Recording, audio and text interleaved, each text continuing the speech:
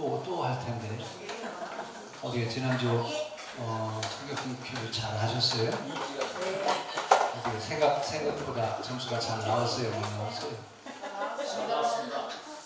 잘 나왔어요? 일석이 하여튼 제일 잘했어.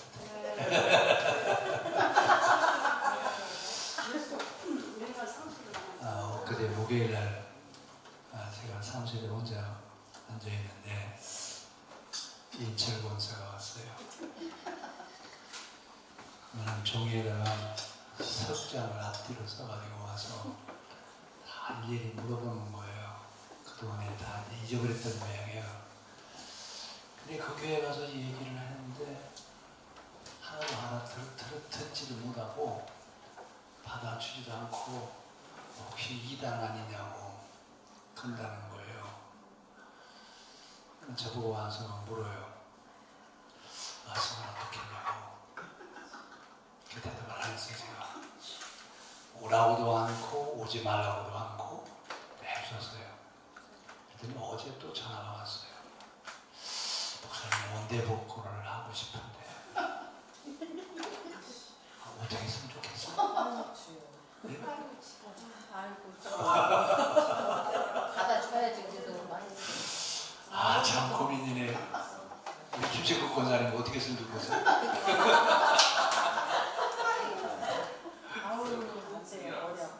권사님 어떻게 했으면 좋겠어요? 지난주에 이제 이거 사실은 10월 20일 수요일 오후에 할 설교인데 그날 설교를 못했어요. 그래서 오늘 이렇게 미뤄서 이제 오늘 하는데 7째 인봉을 떼기 전에 하시는 작업이 두 작업이라고 있어요. 하나는 이제 하나님의 사람들에게 인치는 일을 하라고 했어요. 그래서 세상을 이 악의 세력을 심판하기 전에 하나님이 무엇부터 하신다고요? 하나님의 성도들을 보호하시는 일을 하셔요. 그러니까 악의 세력이 심판을 받기 전에 하나님이 누구를 보호하신다고요? 하나님의 사람들. 근데 그 하나님의 사람들은 어떤 사람이냐? 어떤 사람들이죠? 흰옷 입은 사람들이죠. 그 흰옷 입은 사람들이 누구예요? 순교. 그리고 또 어떤 사람들이에요? 순교는 하지는 않았지만 그럼 어디 순교한 사람이 더 어려워요? 순교하지 않고 신앙을 지켜가는 사람이 어려워요? 순교하지 않고 신앙을 지켜가는 어떤 사람이 더 어려울 것 같아요? 순교하지 않는 사람들이 아는 사람들이 더 고통스러워요.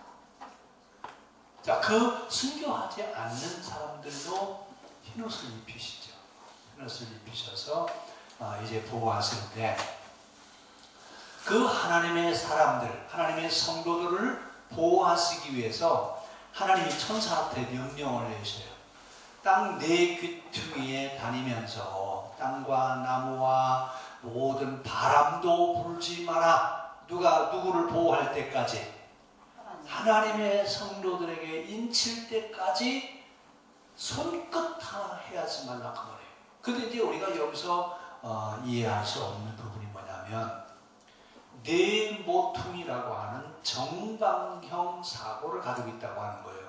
그 당시 사람들은 지구가 정방, 사방으로 똑같은 사각형인 사방형으로 되어 있는데 바다 위에 떠 있는 것이 육지다라고 이렇게 생각을 했어요. 그 사람들이 그 당시 생각했던 우주관이에요. 그러니까 이런 부분들은 우리가 문자 그대로 이해하면 지금 이해가 돼야 안 돼요.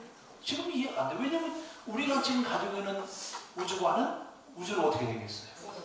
부로 되어 있는데 그 당시에는 어떻게 되어 있다고요? 네 모퉁이가 똑같은 정방형으로 되어 있다고. 그래서 1492년 갈릴레오가 신대륙을 발견하기 전까지는 수평선이죠. 수평선 너머로 배 타고 나가요, 못 나가요? 왜 못 나가요? 그냥 낭떠러지고 떨어져 죽는다고 했기 때문에 아무도 못 나갔어요.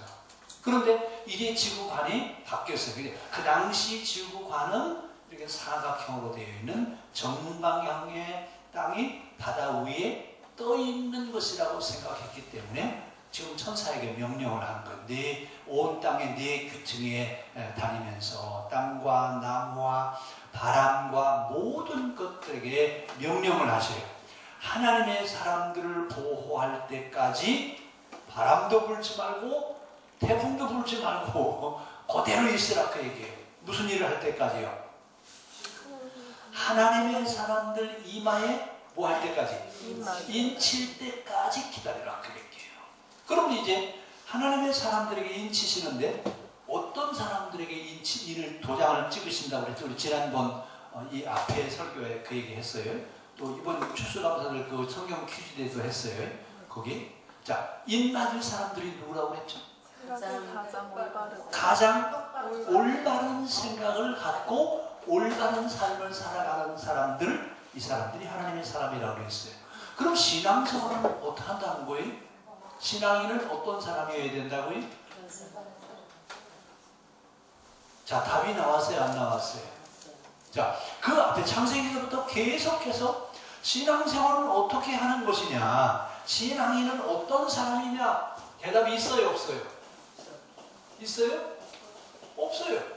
앞에서 창세기에서 아브라함에 대한 얘기만 나와요. 그렇죠? 그리고 요한계시록이 나오기 전까지 신앙인이 어떤 사람이어야 되느냐라고 하는 얘기는 있어요?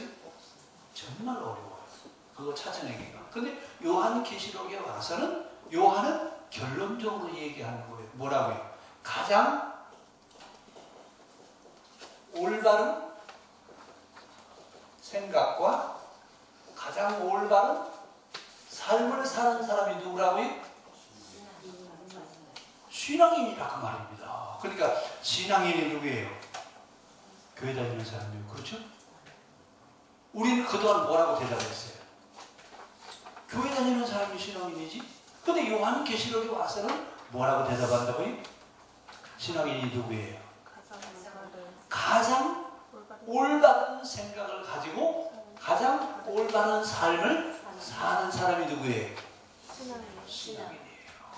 그럼 이제 우리가 그동안에 가지고 있었던 개념들이 바뀌어야 돼요? 안 바뀌어야 돼요? 이거 결론이에요. 결론으로 얘기하는 거예요. 신앙인은 가장 생각이 어떻게 된다고요? 생각이 바로 된다. 바로 되어 있고 삶을 바로 사는 거예요. 그래서 모든 사람들이 뭐가 돼요? 본이 되는 삶을 살아라고 늘 얘기하잖아요. 근데 본이 되는 삶을 살아간다고 해서 자기 스스로 의식해서 본이 되는 게 아니라 생각이 바르고 삶을 가장 바르게 삶으로 본이 되게 되어 있어요. 그러니까 본이 되려고 사는 것이 아니라 이렇게 살면 본이 되는 삶을 살 수 있어요. 이것이 신앙이에요. 그래서 빛도 되고 소금도 되라고 너희는 빛과 소금이라고 하는 얘기 하시잖아요. 빛과 소금은 어떻게 사는 사람들이에요? 답이 나왔어요? 안 나왔어요? 그동안 우리는 빛과 소금과 같이 살아야 돼. 빛이요 소금. 어떻게 빛이 돼요? 우리가 뭐 발광체예요? 뭐예요? 우리가 소금이에요? 아니잖아요. 그러면 빛과 소금, 너희는 세상에 빛도 되고 소금도 되라. 어떻게 되라는 얘기했으면 하시는 얘기는 결국 뭐 얘기예요? 가장 바른 생각과 가장 바른 삶을 사는 사람이 되게 된다라는 얘기예요. 그러니까 이 사람들에게 뭘 한다고요? 인을 친다고 얘기해요. 인. 이마에다가 다. 그럼 여러분들 다 인 맞았어요? 안 맞았어요? 맞았어요. 도장 찍었어요? 네. 자, 이 이야기는 어떤 이야기에서 나오냐면 고대에는 그 노예들에게 이마에다가 뭘 찍어요? 불도장을 이렇게 찍어요. 그래서 이 이마에다가 불도장을 찍었으니까 어디 가면 다 보여요? 안 보여요? 저 사람 뭐예요? 왜? 그래서 이 불도장을 가리려고 수건을 이렇게 쓰고 다녀요. 고대 그림들 보면 두 번 쓴 사람들 이렇게 그런 그림들 보이죠? 그럼 그 사람 누구예요? 노예. 그래서 이 노예에다가 해방되면 이 불도장 받은 거 어떻게 해야 돼요? 어떻게 적어요? 성경 수술. 이래서 최초의 의사는 성형외과 의사예요. 그래서 그 성형외과 의사들이 이거 수술해서 지어주는 거예요. 근데 요즘은 성형외과가 뭐예요? 그냥 막 눈도 만들고 코도 만들고 뭐든지 다 만들더라고요. 근데 옛날에는 불도장 찍은 것을 없애주는 그런 수술을 하는 것이 성형외과 의사예요. 근데 그 당시 의사들은 신분이 어느 정도나 됐을 것 같아요? 예? 지금은 의사한테 만약에 그랬다면 맞아 죽을 거예요. 그 당시는 백정이나 의사나 똑같아요. 같은 레벨이에요. 근데 시대가 달라져가면서 이제 신분이 달라진 거죠. 자, 이러면서 하나님의 인을 가진 천사에게 너희는 아직 재앙을 내리지 마라. 아직 심판하지 마라. 그러면 아직 심판하지 말라고 하는 얘기는 왜 심판하지 말라고 그러셨을까요? 표현적으로는 하나님의 사람들 일을 칠 때까지 기다리라고 얘기해요. 이 이야기는 성도들이 기도하는 시간을 가르쳐요. 그러니까 하나님은 일을 하시는데 어떻게 일하셔요? 성도들의 기도에 의해서 일을 하셔요. 그러니까 우리가 지금 기도하는 기도는 어떤 기도여야 돼요? 그러니까 지금 우리가 기도할 때 막말로 우리 기도할 때 비나이다 기도하잖아요. 그렇죠? 그냥 머리 숙이면 뭐라고 해요? 그런 기도가 하나님 원하시는 기도냐? 하나님 원하시는 기도는 그거보다 차원이 더 높이 있어요. 그럼 우리 하나님은 어떤 기도를 하기를 원하신다고요? 차원이 있는 하나님이 들으실 만한 그런 기도가 있기를 원하세요. 그러니까 우리가 하는 기도는 주실 줄로 믿습니다라고 하는 그런 기도 말고 어떤 기도예요? 하나님이 들으실 만한 기도여야 돼요. 그렇죠? 자, 그러면서 인칠 때까지 기다려라. 근데 그 인칠 때까지 기다려라 하면서 하나님의 사람들을 인치시는데 그때 그 하나님의 사람들을 그러면 하나님은 어떻게 하나님의 사람들을 보호해 주시느냐? 하나님이 이제 하나님의 사람들을 보호하셔야 안 하세요? 자, 신앙인들을 보호해 주세요. 보호하시는데 어떤 식으로 어떤 방법으로 하나님이 보호하시느냐? 우리의 방법이 아니라 누구의 방법이에요? 하나님의 방법으로 하나님이 하나님의 사람들을 보호하셔요. 하나님의 사람들을 지켜주셔요. 그들의 인을 쳐주셔요. 그러면 그 하나님의 사람들을 하나님은 어떻게 보호하시느냐? 하나님이 보호하시는 방법은 이 앞에 있었는데 저 뒤에 한번 보세요. 하나님께 가는 길은 죽음으로써 살게 하고 버림으로써 얻게 되고 낮아짐으로 높아지고 비움으로 채워지고 부정에서 긍정으로 하는 자기 비움의 길, 이것이 하나님이 성도를 보호하는 방법이에요. 아멘도 안 하셔요. 하나님이 높은 데 위에다가 성도들을 올려놓으실 줄 알았어요. 어떤 성을 만들어서 그 성 안에다가 성도들을 거기다가 다 모아놓으실 줄 알았어요. 근데 뭐라 그러냐면 죽음으로써 살게 하고 버림으로써 얻게 되고 낮아짐으로 높아지고 비움으로 채워지게 하는 것, 이것이 하나님의 보호 방법이라고요.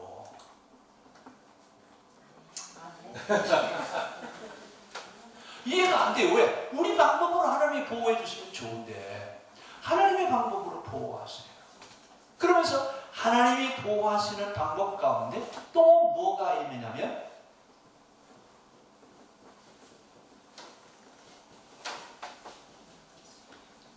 뭐가 있다고요? 고난과 시련이 있어요. 하나님이 성도를 보호하시는 방법이 뭐라고요? 이해가 돼요? 이해가 안 돼요. 왜냐하면 아니 우리 방법으로는 하나님이 보호하신다니까 전혀 이런 어려움이 없게 해야 되는데 오히려 고난과 시련은 성도를 보호하시는 하나님의 방법이라고요. 이해가 안 돼. 왜 하나님은 그러면 우리들의 방법으로 하나님 보호하시지 왜 하나님의 방법으로 보호하시냐고 얘기해요. 하나님은 하나님의 방법으로 일하시지 우리 방법으로 일하시지 않습니다. 그러니까 우리는 하나님이 일하시는 방법을 알아야 돼요? 몰라도 돼요? 하나님이 일하시는 방법을 알아야 돼요. 하나님은 어떻게 일하신다고요? 죽음으로 살게 하고 버림으로 얻게 하고 낮아짐으로 높아지게 하고 비움으로 채워지게 하는 것이 하나님의 방법이에요. 아무도 대답이 안 돼. 그렇죠? 어느 하나님 보호해 주신다고 하시면서 왜 죽는 것이 하나님의 보호하심이? 왜 미움을 받는 것이 하나님의 보호하심이? 왜 고난을 당하는 것이 하나님의 보호하심이? 이건 우리가 우리 방법으로 이해하기 때문에 그래요. 하나님은 하나님의 방법으로 성도들을 보호해 주십니다. 자, 그래서 고난과 시련도 성도를 보호해 주는 하나님의 방법이라고요. 아멘이 안 돼. 아니 하나님 보호하시는데 왜 고난과 시련을 주시면서 성도를 보호하세요? 그래서 우리가 생각할 때는 고난과 시련이 있더라도 고난과 시련이 없어야지 하나님의 보호하심이지 오히려 보호하심이 아니라 성도를 괴롭히시는 분이에요. 자, 누구의 방법과 일하는 게 달라요. 그러니까 우리는 성경을 어떻게 이해해야 돼요? 내 방법으로? 아니요. 하나님의 입장으로 하나님의 방법으로 이해를 해야 하나님이 하시는 일을 이해할 수 있습니다. 그러면서 그러면 왜 고난과 시련 속에서 하나님이 우리를 보호하시느냐? 그 이유는 고난과 시련을 겪는 사람들은 왜 고난과 시련을 겪어요? 신앙의 순수성을 지켜가려고 하는 것 때문에 고난을 겪는 거예요. 그렇잖아요. 노마 박해 시대 때 박해를 받는 이유가 뭐예요? 적당하게 가서 절하라고 가서 절하고 그러면 박해 받아야 안 받아요? 박해 받지 않죠. 그런데 절하지 않으니까 절하지 않는다라고 하는 말은 신앙의 순수성을 지킨다 그 얘기예요. 결국 고난과 시련이 왜 오느냐? 신앙의 순수성을 지켜가려고 하는 것 때문에 고난과 시련이 와요. 그런데 그것이 하나님이 나를 보호해 주시는 보호자 역할을 한다 그 얘기예요. 그러면서 고난과 시련이 오거든. 하나님이 나를 보호하시는 사인이로구나. 하나님 감사합니다. 이렇게 할 수 있는 그런 신앙이 우리에게 있기를 바랍니다. 그러니까 신앙의 세계는 우리의 방법으로 우리의 생각으로 이해하는 것이 아니라 하나님의 방법으로 하나님이 하시는 일을 이해할 수 있어야 된다 그 얘기예요. 그러면 오늘 이것을 이 요한은 어떻게 알았을까요? 뭐가 가능하겠어요?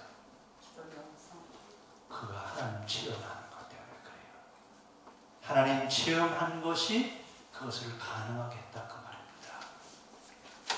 자, 그러면서 이제 그 성도들이 흰옷을 입고, 자, 9절 한번 보세요. 자, 2일 후에 내가 보니 각 나라와 족속과 백성과 방언에서 아무도 능히 셀 수 없는 큰 무리가 나오는데 이 사람들이 뭘 입었어요? 자, 흰옷을 입은 사람들이 등장을 하는데, 자, 이 흰옷을 입은 사람들이 바로 누구냐? 누굴까요? 세상과 타협하지 않고 현실과 타협하지 않고 순교적인 각오로 신앙을 지켜가는 사람들을 흰옷 입혀줘요. 그럼 우리가 신앙을 바로 지켜간다고 끝까지 신앙을 지켜가기만 하면 천국에 가면 어떤 옷을 입을 것 같아요? 우리나라 옷, 어떤 사람은 흰 옷을 다 해서 입고 그리고 밤 12시가 되도록 기다렸어요. 그렇죠? 근데 이 흰 옷은 우리가 만든다고요? 아니에요. 우리가 만드는 게 아니라 하나님이 흰 옷을 만들어 주셔요. 그 비유가 어디 나오냐면 마태복음 25장에 그 임금님의 잔치 비유에 나오죠. 잔치 비유에 잔치하러 들어가는 사람들한테 뭘 다 만들어 줘요? 예복을 다 만들어 주잖아요. 근데 거기 예복을 안 입고 들어온 사람 한 사람이 있었다고 그랬어요. 그 사람한테 임금이 묻죠. 자네는 어째 예복을 입지 않았나? 그랬더니 유고무원이더라. 그랬죠? 그러니까 그 잔치의 비유는 무엇을 상징하는 거예요, 지금요? 예수님이 그 잔치 새 비유 나오잖아요. 25장, 마태복음 25장에 새 비유 나오는데 그 비유 가운데 하나가 그 잔치 비유예요. 그 잔치 비유는 옷을 어떻게 한다고요? 해서 입고 들어간다고요? 잔치하는 잔치 주인이 혼주가 옷을 해준다고 했어요. 그러니까 천국에 가면 옷을 해 입고 가신다고요. 그러니까 우리가 그 성경을 자세하게 보셔야 돼요. 성경은 우리 방법으로가 아니라 하나님의 방법으로 하신다라고 하는 얘기예요. 자, 그러면서 이제 그 24장로에게 묻습니다. 이 사람들이 바로 누구냐? 이 흰옷 입은 사람들이 나와서 부르는 찬송이에요. 무슨 찬송이죠? 10절. 우리 오늘 찬송했어요? 안 했어요? 했어요. 우리 한번 또 한번 할래요? 우리 보좌 앞에 모였네. 지금 왜 앞으로 있어요? 전사님 앞으로 좀 띄워줘 봐요. 네.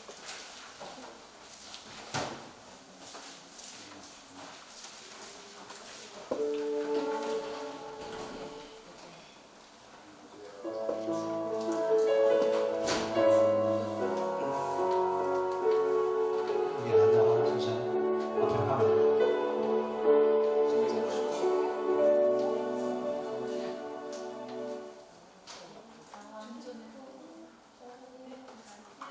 앞에는 안 나와요, 하면. 565 맞죠? 아니. 네. 우리 보좌 앞에 모였네.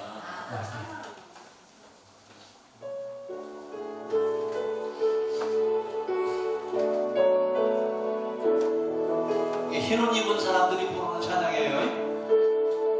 우리 보좌 앞에 모였네.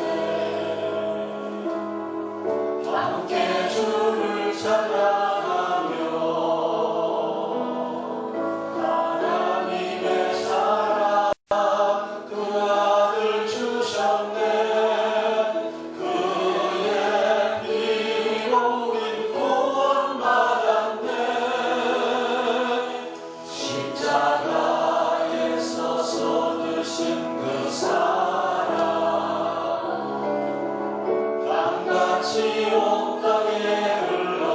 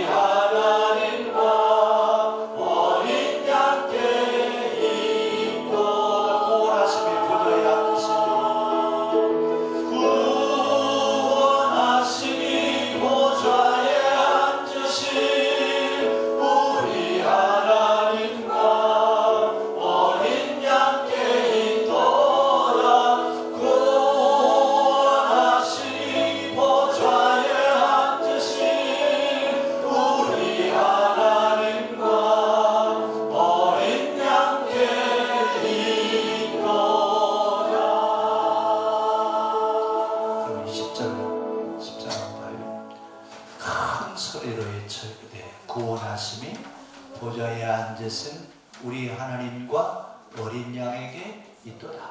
누가 부른 찬송이라고요? 아무거나 부를 수 있는 찬송이에요? 참 요즘은 시대가 좋으니까 아무거나 이 찬송을 부르지만 이 찬송은 흰옷 입은 자들만이 부를 수 있는 찬양이에요.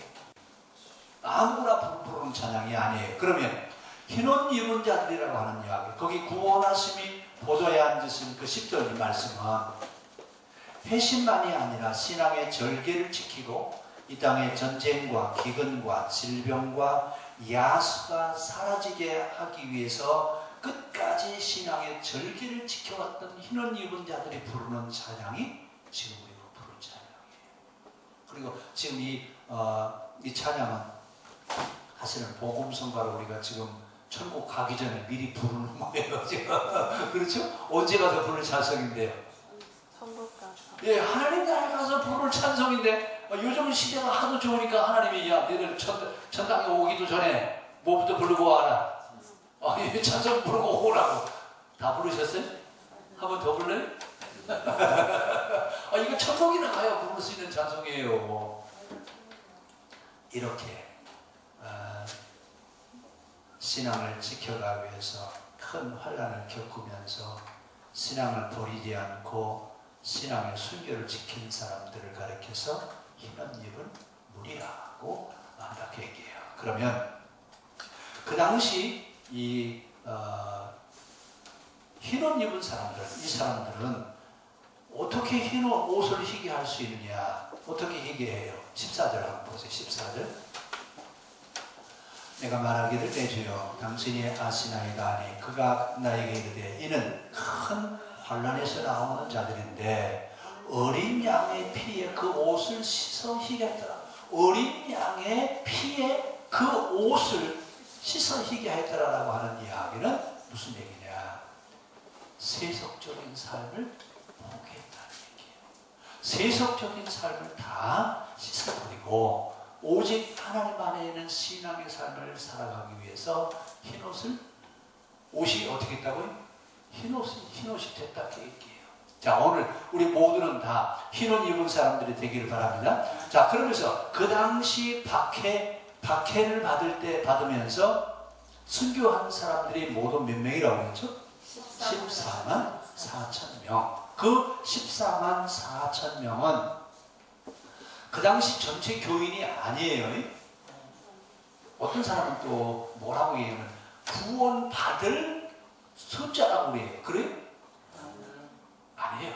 같은 요즘 시천인가 구천인가 거기서는 구원받을 숫자라고 하면서 14만 4천 명에 대한 얘기하는데 그 14만 4천 명은 그 당시 도미티아누스 박해 때 순교한 순교자들의 숫자를 가르쳐서 14만 4천 명입니다. 자, 그럼 흰옷을 입은 성도들은 무엇을 가졌다고 그랬죠? 손에 종려나무 가지를 들고. 혹시 여러분 종려나무가 뭔지 아세요?